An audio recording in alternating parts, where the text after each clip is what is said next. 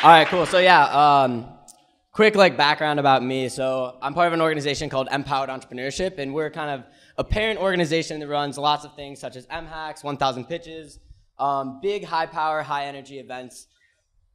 Oh, sorry. Oh, wow. Anyway, our mission is to expose students to entrepreneurship. We do these things, and you guys probably know what's best for this. So we want to talk about talent, probably the most important thing that we could talk about ever, right? You guys in this room are very talented. You're driven. You guys are here because you're already at the level of being motivated and being ready to go. The worry that you guys should have and be always thinking about is who's going to follow you, right?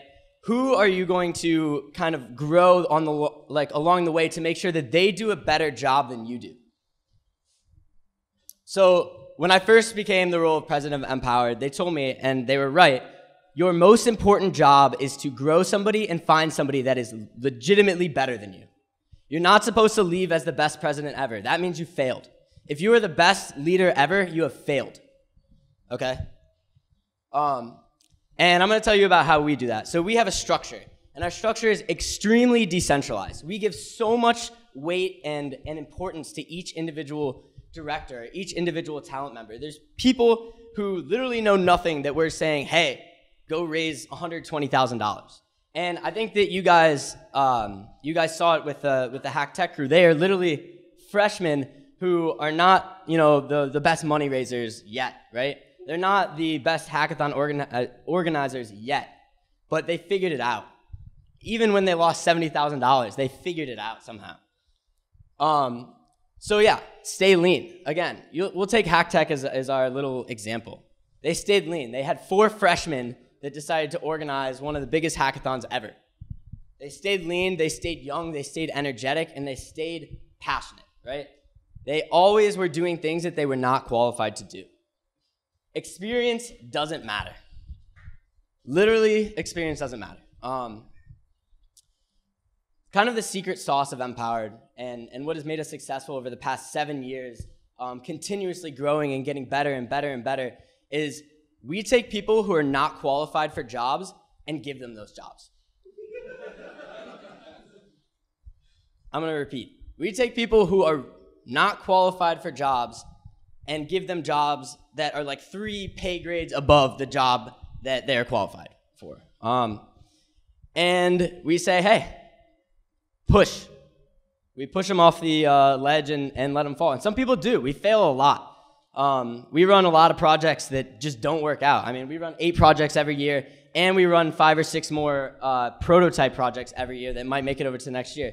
And every single one of them, we give to somebody who's not qualified. Next year, I don't even get a say in MPowered, right? We're moving somebody up who has no experience, who has no connections, who has nothing to take my role because they're going to learn and grow and be that energetic person. If I were to do MPowered again, I just could not put as much energy into it.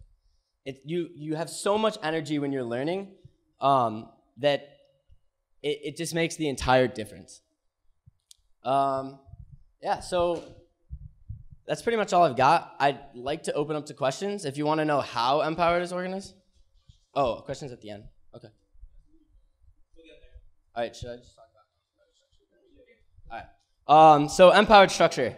The way that we do our things is, like I said, very decentralized. So each team has 2 project directors, 2 to 3 project directors.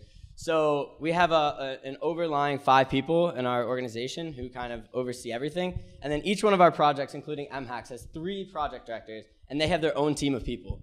So each one of these projects gets treated equally and fairly. So if you guys are planning on moving into other projects, then make sure to treat each one of your projects equally.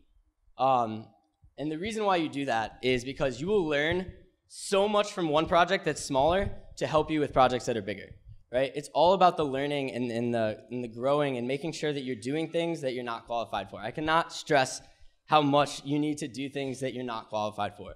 If you think you guys can put on a 200-person hackathon, you guys should be aiming for a 400-person hackathon or whatever. It's always about pushing your own limits and making sure that you are on the brink of failure, because that's the only way that you guys are going to be successful. That's the only way that you guys are going to grow a team that makes you successful. And yeah, that's what I got.